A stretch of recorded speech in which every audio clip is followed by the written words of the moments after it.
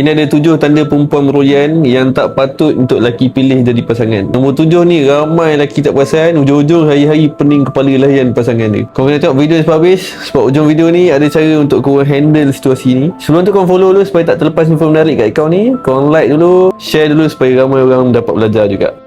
Nombor 1, chat panjang berjela tu, luahkan perasaan. Benda kecil pun dia boleh jadi mesej yang panjang-panjang tau, berperenggan pula tu. Nombor 2, mood dia tiba-tiba berubah tau masa dalam conversation. Tengah borak-borak biasa kan, elok-elok tiba-tiba nangis, ataupun dia senap tiba-tiba tau, tak ada cakap apa. Nombor 3, dia perlukan kepastian ataupun keyakinan secara berulang. Kau dah jawab lah soalan dia, lepas tu dia tanya lagi soalan sama. Nombor 4, dia overthinking pasal cara kau cakap ataupun kau tulis. Contohnya macam kau lambat reply sikit kan, dia terus buat 1001 andaian kenapa.